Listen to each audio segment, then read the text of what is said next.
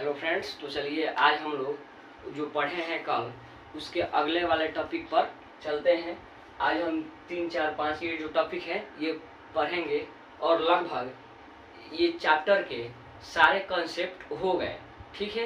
लेकिन जो सत्यापित करने वाले फार्मूले हैं वे छूट रहे हैं, उनको भी हम एक वीडियो या 2 वीडियो में हम समय निकाल कर उसका भी वीडियो हम बनाएंगे, ठीक है। तो चलिए आज जो ये टॉपिक सामने लिखे हैं इन टॉपिक पर आज विचार करते हैं, ये टॉपिक क्या कहता है, ठीक है। तो पहला टॉपिक है विद्युतीय फ्लक्स यानी इलेक्ट्रिक फ्लक्स कि विद्युतीय फ्लक्स क्या होता है, फ्लक्स के लिए फार्मूला कैसे होता है, फ्लक्स कैसे निकालते हैं, फिर विद्युत द्विध्रुव, फिर विद्युत द्विध्रुव आघूर्ण, उसके बाद गॉस प्रमेय और उनके बाद बल आघूर्ण। यही 4-5 टॉपिक पढ़ेंगे, ठीक है। तो उसी को हम यहाँ डिस्कस कर रहे हैं। परिभाषा केवल बोल देंगे और उनके थ्योरी को यहाँ पर हम समझाएंगे। अगर जगह मिलेगा तो हम परिभाषा भी लिख देंगे। तो चलिए अब हम अपना लेक्चर स्टार्ट करते हैं, जिसमें पढ़ते हैं विद्युतीय फ्लक्स।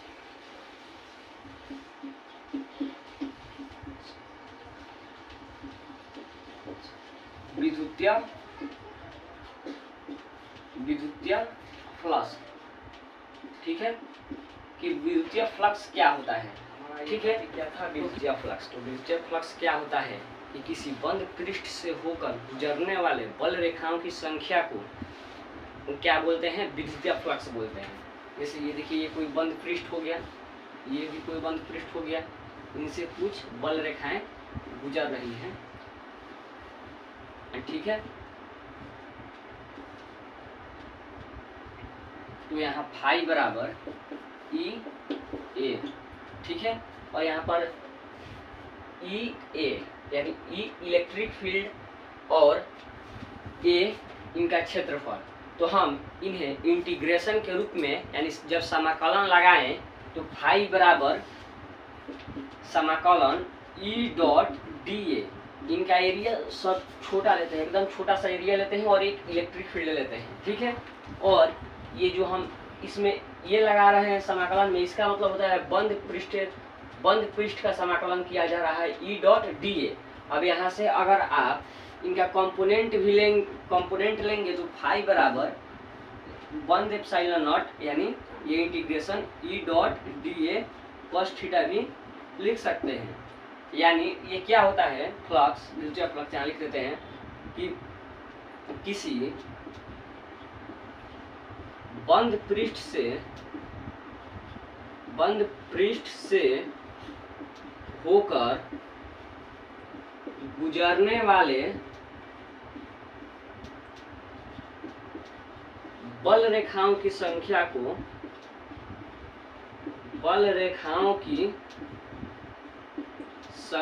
को विद्युतीय फ्लक्स कहते हैं, ठीक है। फाई बराबर ई ए यानी फाई बराबर E dot D a integration का मतलब होता है कि समेशन आप पूरी एरिया को जोड़ रहे हैं, ठीक है। जैसे छोटा सा एरिया ले लिए हैं हम यहाँ पर, तो इंटीग्रेशन लगा दिए, इसका मतलब ये छोटा छोटा करते करते ये पूरा, ठीक है। तो अब अगला टॉपिक स्टार्ट करते हैं बिना टाइम वेस्ट किए। यहाँ पर विद्युतीय द्विध्रुव क्या होता है कि विद्युतीय द्विध्रुव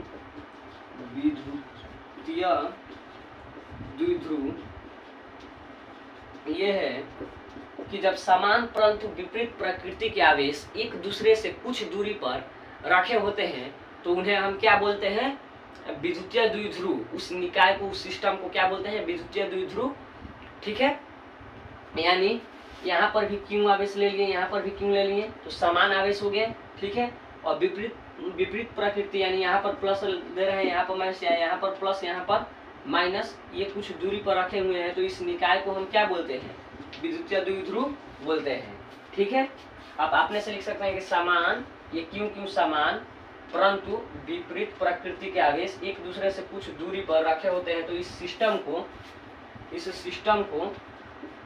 सिस्टम में निकाय को हम क्या बोलते हैं, विद्युतीय द्विध्रुव बोलते हैं। अब तीसरा विद्युतीय द्विध्रुव आघूर्ण, विद्युतीय द्विध्रुव आघूर्ण। ये क्या कहता है, ठीक है, कि जो विद्युतीय द्विध्रुव है, यहाँ पर प्लस क्यू, यहाँ पर माइनस क्यू, यानी ये कहता है कि किसी एक आवेश के परिमाण, यहाँ दोनों निकाय जो है इनमें प्लस लिया गया है और माइनस लिया गया है, तो ये बोलते हैं विद्युतीय द्विध्रुव आघूर्ण, कि किसी एक आवेश के परिमाण और उनके बीच के कुल दूरी, यहाँ पर मान लेते हैं कि बीच मध्य है 0, वो मूल बिंदु, यहाँ से भी डिस्टेंस l है और यहाँ से भी डिस्टेंस l है, ठीक है। तो ये कहता है कि किसी एक आवेश के परिमाण, तो देखिए ये तो परिमाण में क्या है, बराबर है, प्रकृति में ना विपरीत है, वो प्लस माइनस, लेकिन परिमाण में जितना ये होगा उतना ये होगा, तो किन्हीं एक आवेश के परिमाण और उनके बीच के कुल दूरी को हम क्या बोलते हैं, विद्युतीय द्विध्रुव आघूर्ण, ठीक है। P बराबर Q गुने 2L, विद्युतीय द्विध्रुव आघूर्ण। ये वेक्टर P बराबर QL, क्योंकि ये द्विध्रुव आघूर्ण, ये जो है ये सदिश राशि होती है, इनका मात्रक, चार्ज का मात्रक कूलाम और दूरी का मात्रक मीटर, इनका मात्रक कूलाम मीटर होता है, ठीक है। और इनका बीमा, कूलाम के बीमा ATL, और इनका एक अन्य मात्रक होता है जिसे बोलते हैं डिबाई, इनका अन्य मात्रक होता है,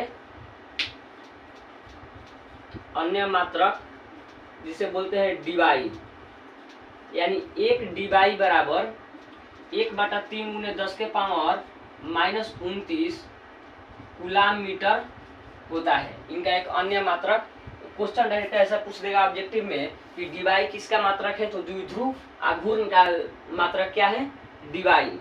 और द्विध्रुव आघूर्ण सदिश राशि होती है, इनका मात्रक कूलाम मीटर होता है, इनका बीमा ATL होता है, और अन्य मात्रक डिबाई होता है, जो एक डिबाई बराबर 10 के पावर -29 कूलाम मीटर के बराबर होता है, ठीक है। अब चलते हैं कि गॉस प्रमेय। गॉस प्रमेय ये बोलता है कि किसी बंद पृष्ठ, ये मान लीजिए कोई क्लोज लूप है, क्लोज लूप, कि किसी बंद पृष्ठ से होकर गुजरने वाले फ्लक्स का मान, ये जो फ्लक्स है, विद्युतीय फ्लक्स का मान, वह इनके कुल आवेश का, यानी इनमें जितना आवेश है उनका 1/ε0 गुना होता है, जो बोलता है गॉस प्रमेय। इसे सत्यापित भी किया जा सकता है, ठीक है। अब चलते हैं बल आघूर्ण। जो बल आघूर्ण है, ये जब समान इलेक्ट्रिक फील्ड है, ठीक है, तो यहाँ पर मान लीजिए कि प्लस क्यू, यहाँ पर माइनस क्यू, ये क्या हो गया, द्विध्रुव हो गया, यानी समान इलेक्ट्रिक फील्ड में द्विध्रुव पर लगने वाले बल आघूर्ण की चर्चा कर रहे हैं। यहाँ प्लस क्यू है तो यहाँ फोर्स लगेगा क्यू इधर, और माइनस है तो इधर लगेगा, ठीक है। यानी इलेक्ट्रिक फील्ड बराबर होता है फोर्स अपन चार्ज, यानी इकाई परीक्षण धनावेश पर लगने वाले बल को विद्युतीय, यहाँ पर क्या कहते हैं, इलेक्ट्रिक फील्ड। तो यहाँ से फोर्स का माना जाएगा क्यू ई, तो इधर लगेगा क्यू ई और इधर भी लगेगा क्यू ई, यहाँ प्लस में लगेगा, यहाँ माइनस में लगेगा, ठीक है। तो बल आघूर्ण होता है टॉर्क बराबर P क्रॉस E, ठीक है। जो बल आघूर्ण है वो भी सदिश राशि होता है, और वेक्टर P यानी क्या है, ये द्विध्रुव है, द्विध्रुव आघूर्ण वेक्टर P, और E क्या है, इलेक्ट्रिक फील्ड, यानी टॉर्क बराबर P क्रॉस E। अगर हम वेक्टर हटाएं, क्रॉस हटाएं, तो P sin थीटा भी हम लिख सकते हैं वेक्टर से, टॉर्क बराबर P sin थीटा। अगर हम बोलते हैं ये राशि क्या है, ये राशि सदिश है, ठीक है, और ये राशि सदिश है, इनका मात्रक आप ऐसे निकाल सकते हैं और इनकी बीमा भी निकाल सकते हैं, और ये टॉर्क बराबर P sin थीटा। अब देखिए कि टॉर्क मैक्सिमम कब होगा, जब थीटा का मान 90 डिग्री हो, क्योंकि साइन 90 डिग्री का मान कितना होता है, 1 होता है, और साइन 0 डिग्री का मान कितना होता है, 0। यानी अगर टॉर्क मिनिमम होगा जब थीटा का मान 0 डिग्री हो, ठीक है। तो चलिए अब हम तो शॉर्ट टॉपिक पढ़ लिए, अब यहाँ पर हम इसको समराइज कर देते हैं, और फार्मूला और इसको परिभाषित कैसे करते हैं, हम इनमें फिर मिटाना पड़ेगा और लिखना पड़ेगा, इसलिए हम बोल दे रहे हैं धीरे धीरे। ठीक है, फार्मूला के अकॉर्डिंग आप अपने से परिभाषा लिख सकते हैं, जिस प्रकार से आप ऐसी अपना माध्यम बनाकर लिखें, मतलब फॉर्मूले से ही आप परिभाषा लिख सकते हैं। ठीक है, यानी फाई बराबर E dot D A cos theta, यहाँ पर बंद पृष्ठ के लिए। ठीक है, तो क्या कहता है कि विद्युतीय फ्लक्स क्या है, तो किसी बंद पृष्ठ से होकर गुजरने वाले बल रेखाओं की संख्या को आप विद्युतीय फ्लक्स बोलेंगे। और विद्युतीय द्विध्रुव क्या है, तो समान परंतु विपरीत प्रकृति के आवेश एक दूसरे से कुछ दूरी पर स्थित होते हैं, तो इस सिस्टम को हम क्या बोलते हैं, विद्युतीय द्विध्रुव। अब विद्युतीय द्विध्रुव आघूर्ण क्या होता है, तो इनमें से किन्हीं एक आवेश का परिमाण एवं इनके बीच की कुल दूरी। ठीक है, मान लीजिए कि यह मूल बिंदु O पर रखा है, यहाँ से L दूरी पर ये रखा है, L दूरी पर ये रखा है, तो कुल दूरी का मतलब यहाँ वेक्टर P बराबर Q गुने 2L, यानी किसी एक आवेश के परिमाण और इनके बीच के कुल दूरी के गुणनफल को हम क्या बोलते हैं, विद्युतीय द्विध्रुव आघूर्ण बोलते हैं। ठीक है, इलेक्ट्रिक डाइपोल मोमेंट। और गॉस प्रमेय में किसी बंद पृष्ठ से होकर गुजरने वाले फ्लक्स उनके कुल चार्ज का 1/ε0 गुना होता है इलेक्ट्रिक फ्लक्स। ठीक है, अब एक बल आघूर्ण टॉर्क बराबर P क्रॉस E।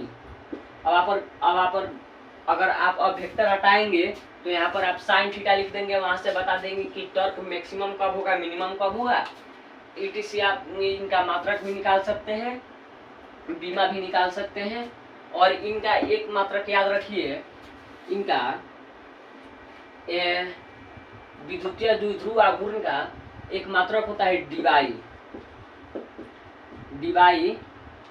द्विध्रुव आघूर्ण डीवाई वेक्टर P का यूनिट है, यानी मात्रक है, जो एक डीवाई बराबर होता है 1/3 × 10⁻⁻29 कूलाम मीटर। ठीक है, तो चलिए आज का वीडियो हमारा अब समाप्त करते हैं। लगभग अब इलेक्ट्रोस्टैटिक्स के सारे टॉपिक हो गए, तो अब हमारा इलेक्ट्रोस्टैटिक्स के लगभग सारे टॉपिक हो चुके हैं। और इनसे सत्यापित करने वाले जो है, जैसे इलेक्ट्रिक फील्ड गोले के अंदर कितना होता है, गोले के बाहर कितना होता है, लंबाकार तार के से आर्क दूरी पर कितना होता है, अक्षीय दूरी पर कितना होता है, निरक्षीय दूरी पर कितना होता है, etc। ये सभी हम जब टाइम मिलेगा तब हम इसको विस्तार से प्रूफ के साथ प्रूफ करके वीडियो हम बनाएंगे। तब तक के लिए आपको ये सारे टॉपिक समझने और ये पूरे लेक्चर देखने के लिए आपको धन्यवाद। और कमेंट में आप ये बताएं कि क्या अब आपको और किस टॉपिक पर, यानी किस चैप्टर पर, या तो अगला चैप्टर जो है वो तो हम पढ़ेंगे ही पढ़ेंगे, यानी इनमें अब आपको कहाँ दिक्कत है आप वो बताएं। ठीक है, तब तक के लिए वीडियो को हम समाप्त करते हैं, फिर मिलेंगे अगले वीडियो के साथ। तब तक के लिए धन्यवाद।